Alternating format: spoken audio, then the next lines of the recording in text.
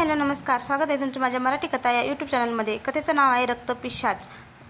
चला तर मग कथेला सुरुवात करूया। रक्तपिशाच भाग 1। बुधवार असल्याने गावच्या आठवडी बाजारात नेहमीसारखाच गोंधळ गडबड घाई सुरू होती। पाहावं तिकडं समोर मांडलेल्या हिरव्यागार पालेभाज्या, लाल लाल टमाटे, काळी पांढरी वांगी, शेवगा, पालक, मेथी यांचा ढीगच्या ढीग दिसत होता। लोक कधी नुसतंच पाहत पुढे सरकत होती तर कुणी भाव विचारून भाव खात निघून जात होता। पाहावं तिकडे आपापलं साहित्य विकण्यासाठी लोकांना साथ घालणारे विक्रेते दिसत होते। त्यातच कडेवर लहान पोराला घेतलेली माय भाव विचारू लागली, वांगी कशी आहे ती, पोकळा कसा दिला। सगळ्या माळव्याचा दर विचारून घेतलं पण काहीच पसंतीस पडत नव्हतं। तिच्या कडेवरचं पोरग मात्र बेकरीतलं बटरांचं पॅकेट पाहिजे म्हणून रडून गोंधळ घालत होतं। गप्पी कार्ट्या, असलं कुणाच्या अवलादीचं झालेस का, एकदा बघितलं की पाहिजे म्हणजे पाहिजे, असं अस्सल गावरान शब्द उच्चारत एक धप्पाटा पाठीत घालत पुन्हा म्हणाली, जा तुझ्या बाकड। पोरग्याला खाली उतरवलं तसं ते धावतच त्याच्या वडिलांकडे गेलं पण भोंगा मात्र चालूच होता। इकडं भिकाजी मात्र भाजीचा खप हवा तसा होईना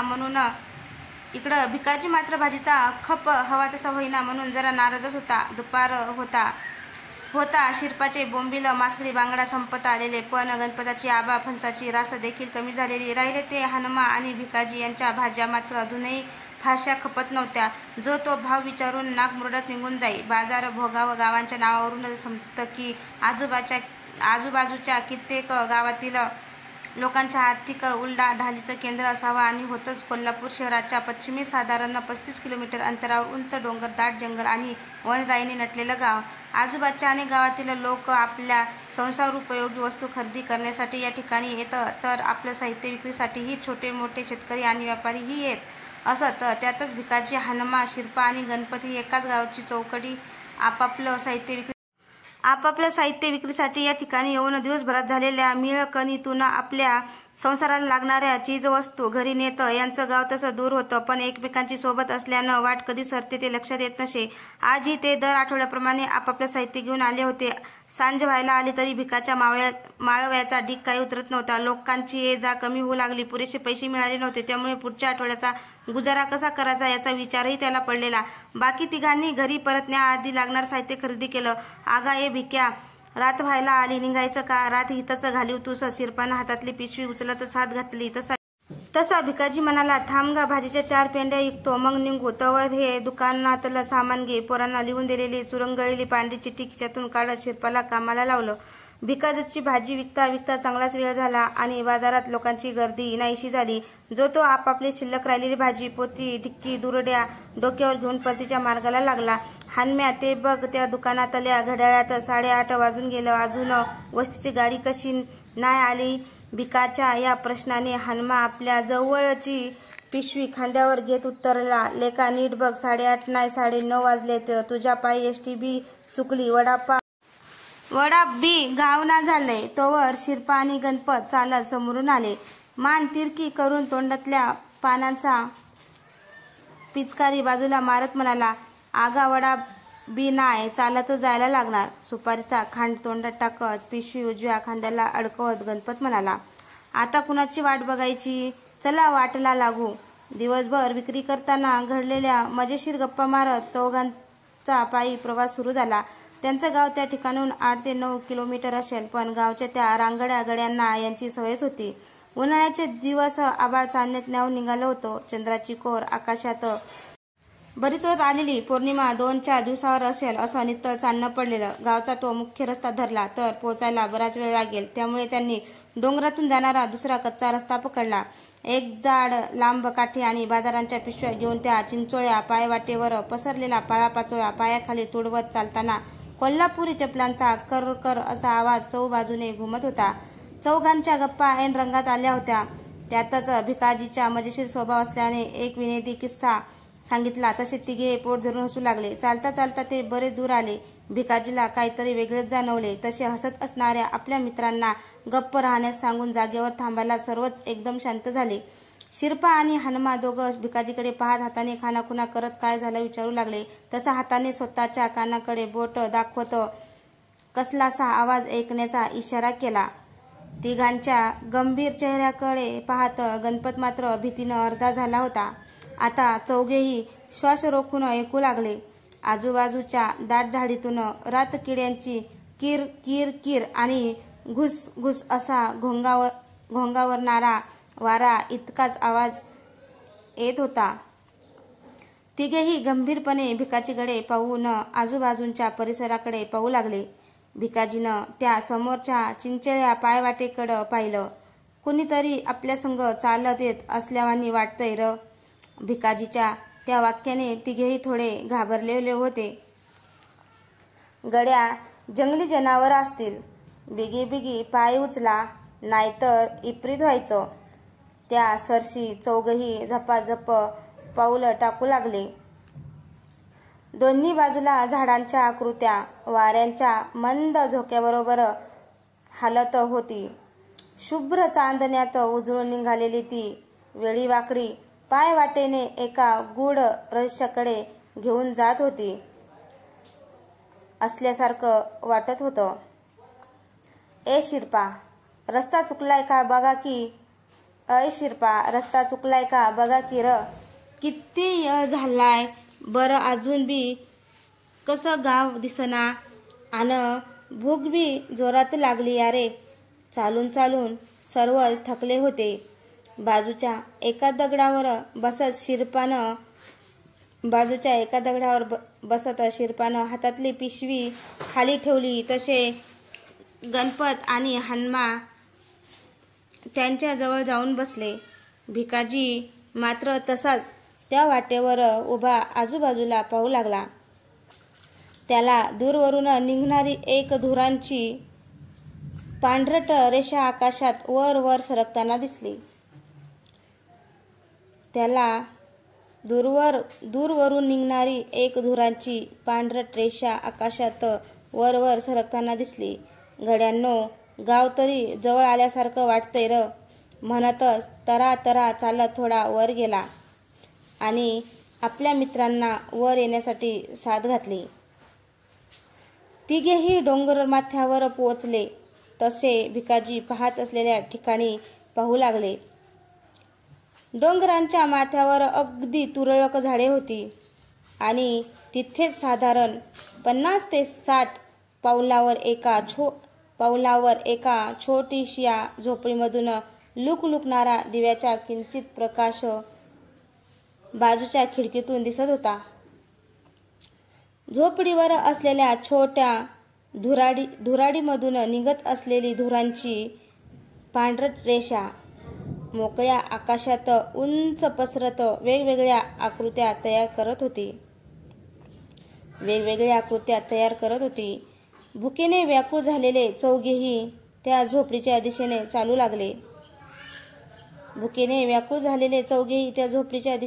लागले. पायाखाली सुकलेला पालापाचोळा तुडवत चौघेही झोपडीजवळ पोहोचले. तिघे बाहेर छोट्याशा अंगणात थांबले तर भिकाजी पुढे झाला. हातातल्या बटव्यातून सुपारीचा एक खांड तोंडात टाकून चघळत मान किंचित उंच केली आणि कवाडा शेजारी हात ठेवत हाक दिली. कोणी हाय का घरात? सर्वत्र नीरव शांतता पसरली. प्रत्येक जण आतून काही प्रतिसाद येतो का हे श्वास रोखून ऐकत होते. आणखी 3 ते 4 वेळास हाका दिल्या तशी आत काहीतरी हालचाल होत असल्यासारखं जाणवलं. खळखळणाऱ्या बांगड्याचा आवाज जाणवला. कोण हाय? आतून ऐकू आलेले ते एका वयस्कर स्त्रीचे जड मोजके शब्द आतून कानावर पडले तसा सर्वांना धीर आला. आवाजावरून वयस्कर स्त्री असावी असं वाटत होतं. तिच्या प्रश्नाला भिकाजीने लगेच उत्तर दिले. तसेच हलकेच तिने कवाड बाजूला केले तशी एक अतिशय वयस्कर वृद्ध स्त्री समोर आली.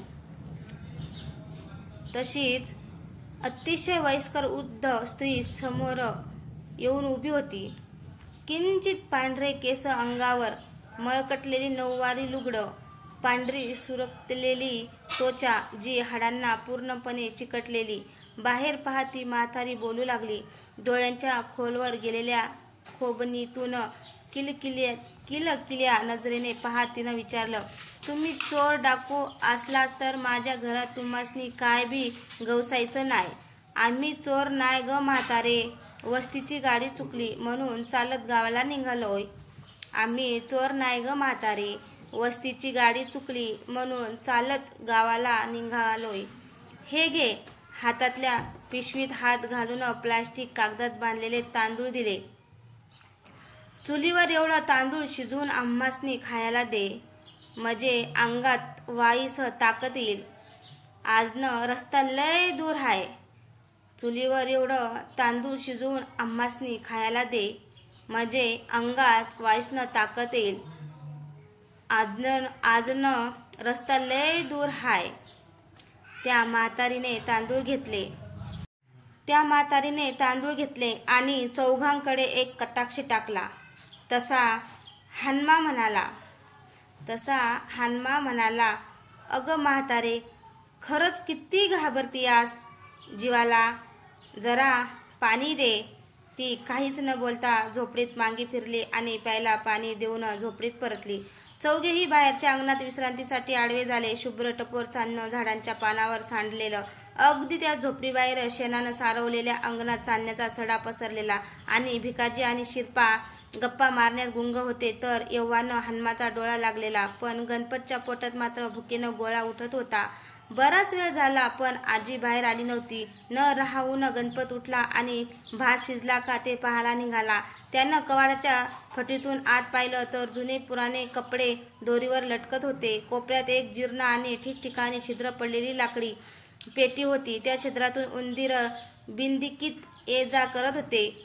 अंगणात बसलेला शिरपा लांबून गणपतला असं आत डोकावून पाहताना निहाळत होता, पण काही न बोलता तो गणपतच्या हालचालीवर नजर ठेवत होता. अचानक आत पाहता पाहता गणपत खाली कोसळला.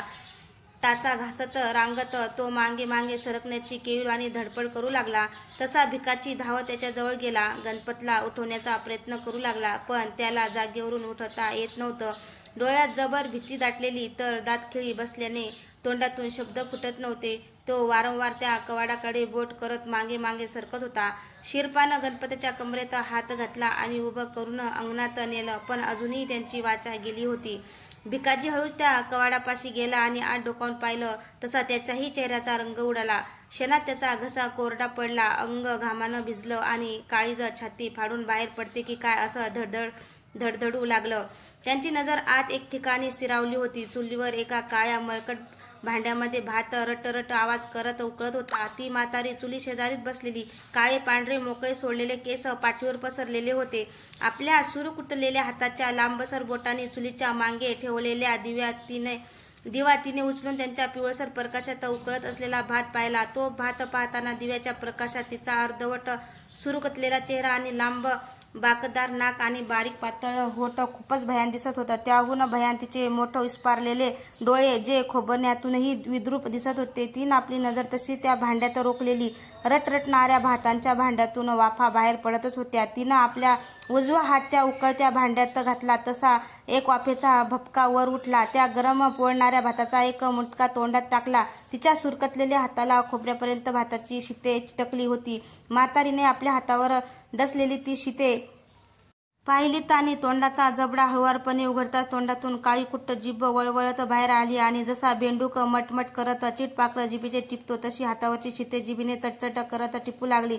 भिकाजी डोळे विस्पारून ते पाहत होता. तोच पुढचे आक्रीत घडले. चुलीतील जाळ वाढवण्यासाठी तिने आपले पाय त्या चुलीत सरकवले. चर चर चर करत तिचे लाकडासारखे पाय खाली पेटत होते. वर त्या भांड्यात भात उसळू लागला आणि भांड्यात हात घालून ती खाऊ लागली. हे अमानवीय दृश्य पाहून कोणाच्याही काळजाची थरकाप उडाला असता. आधीच थोडा भित्रा गणपत या दृश्यानं पुरता हादरून गेला. शिरपानं त्यांच्या तोंडावर पाणी मारलं तशी त्यांची वाचा आली. डोळ्यात चेहऱ्यावर दाटलेल्या भीतीला, दहशतीला मोकळं करण्यासाठी त्यानं जोराची आरोळी ठोकण्यासाठी तोंड उघडलं. तसं भिकाजीनं त्याचं तोंड दोन्ही हातांनी दाबून धरलं. भिका, त्याचं तोंड का दाबून धरल्यास? आण गणप्या, काय झालं? एवढा का भ्यालास? शिरपाच्या या प्रश्नाला भिकाजीनं दबक्या आवाजात उत्तर दिलं, सांगतो, पर आधी इथनं निघायचं बघा. शिरप्या, त्या पिशव्या घे, मी गणप्याला सावरतो. या वाटनं सरळ निघायचं आणि एक मांग वळायचं नाही. आजूबाजूला पाहत म्हणाला, त्या हनम्याला उठीव गणपतला घेऊन भिकाजी झपाझप पावलं टाकत निघाला. तर पिशव्या खांद्यावर लावत शिरपा दबक्या आवाजात हनुमाला उठवू लागला. ए हनम्या, आयरे लेखा उठ की. डोळा चोळतच हनुमा जागा झाला. काय र, भात शिजला होय? होय, अन्न संपला बी. अरे काय तरी इपरीत वाटतंय, लवकर चल. क्षणाचाही विलंब न लावता चौघे समोरच्या वाटेने जंगलात जीवाच्या आकांताने धावत सुटले. कोणी काहीच बोलत नव्हतं. त्या किर वाटेने सर्व आपला जीव वाचवायला धावत होते. ती झोपडी मागे मागे पडू लागली आणि दिसेनाशी झाली. काड्या कुट्यातून वाट पाहून भिकाजी सर्वात पुढे होता. गणपत आणि हनुमा ही घाबरट मंडळीमध्ये तर धाडशी शिरपा सर्वात मागे होता. ही वाट कुठं जाते हे कोणालाच ठाऊक नव्हतं, पण आपला जीव त्या सैतानाच्या हवाली करून एक भयान क्रूर मरण कोणालाच नको होतं. बराच वेळ झाला तरी बाहेरची कसलीच हालचाल जाणवत नव्हती. झोपडीचं लाकडी कवाड बाजूला होताच कर कर आवाज त्या नीरव शांततेत घुमला. तशी आपल्या पांढऱ्या पडलेल्या भुव्या आकसत ती म्हातारी बाहेर आली, पण बाहेर कोणीच दिसत नव्हतं. तिचा सुरकुतलेला चेहरा क्रूर होऊ लागला आणि बाहेर कोणीच नाही हे पाहून ती चवताळून उठली. आकाशाकडे पाहत तिनं एक कर्णकर्ष हास्य केलं. तशी झाडावर उलटी लटकणाऱ्या वटवाघळांचा एक मोठा झुडूप आकाशात झेपावला. तिचं भयंकर हास्य दूरवर असूनही त्या नीरव शांततेमुळं त्या चौघांच्या कानावर आलं. तसा त्यांच्याही काळजाचा थरकाप उडाला. धावताना वाटेतील वाळलेला पाला पाचोळा पायाखाली येईल तसा त्यांचा सळसळणारा आवाज काळजात दाटलेली भीती आणखीच दाट करत होता. त्यातच रात्रीच्या त्या भीषण वातावरणात घू घू करत सुटलेला वारा जणू एखाद्या अमानवीय शक्तीचा अधीन असल्यासारखा त्या चौघावर नजर ठेवत होता. पण आपला जीव वाचव यासाठी चौघा मित्रांची धडपड सुरू होती. पुढे धावत होते, पण कुणीतरी त्यांच्या मागे येत होतं. तितक्याच वेगाने धावत, पण त्यांच्या पायांचा आवाज सामान्य वाटत नव्हता. जसं एखादं हिंस्त्र स्वापद 4 ऐवजी आपल्या 2च पायावर चालत यावं तसंच हे जाणवत होतं. ते अगदी जवळ आलं होतं. सर्वात मागे राहिलेल्या शिरपालं आपल्या मागे असलेल्या त्या अमानवीय ताकदीची जाणीव झाली होती. पण मागे पाहून चालणार नव्हतं.